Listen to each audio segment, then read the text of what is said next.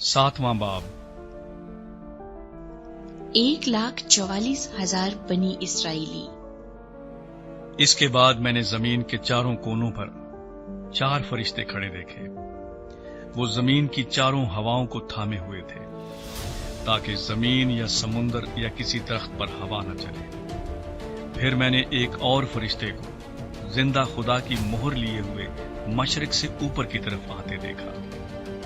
उसने उन चारों फरिश्तों से, जिन्हें जमीन और समुंदर को जरर पहुंचाने का इख्तियार दिया गया था, बुलंद आवाज से पुकार कर कहा कि जब तक हम अपने खुदा के बंदों के माथे पर मोहर न कर ले, जमीन और समुंदर और दरख्तों को जरर न पहुंचा। और जिन पर मोहर की गई, मैंने उनका शुमार सुना कि बनी इसराइल के सब कबीलों में से 1,44,000 पर मोहर की गई। यहूदा के कबीले में से 12,000 पर मोहर की गई। रूबन के कबीले में से 12,000 पर, जद के कबीले में से 12,000 पर, आशर के कबीले में से 12,000 पर, नफ्ताली के कबीले में से 12,000 पर, मनस्सी के कबीले में से 12,000 पर, शमाऊन के कबीले में से 12,000 पर, लावी के कबीले में से 12,000 पर, इश्कार के कबीले में से 12,000 पर, जबूलून के कबीले में से 12,000 पर, यूसुफ के कबीले में से 12,000 पर, बिन्यामीन के कबीले में से 12,000 पर मोहर की गई। बड़ी भीड़।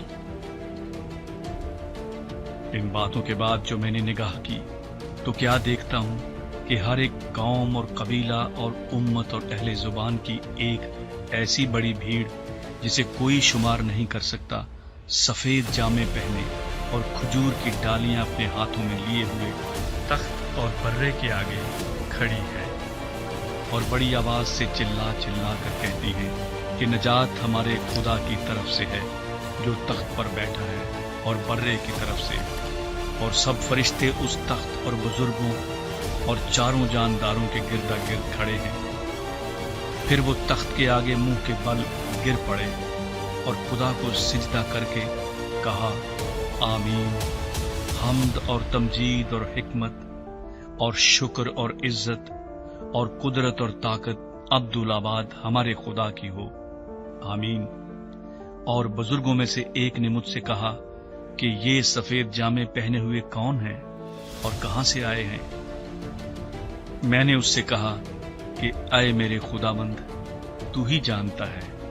उसने मुझसे कहा, ये वही हैं जो उस बड़ी मुसीबत में से निकलकर आए हैं। इन्होंने अपने जामे बर्रे के खून से धोकर सफेद किए हैं। इसी सबब से ये खुदा के तख्त के सामने हैं और उसके मक़दिस में रात दिन उसकी इबादत करते हैं, और जो तख्त पर बैठा है वो अपना खैमा उनके ऊपर तानेगा। इसके बाद न कभी उनको भूख लगेगी न प्यास, और न कभी उनको धूप सताएगी न गर्मी, क्योंकि जो बर्रा तख्त के बीच में है वो उनकी गल्लाबानी करेगा और उन्हें आबे हयात के चश्मों के पास ले जाएगा, और खुदा उनकी आंखों के सब आंसू पोंछ देगा।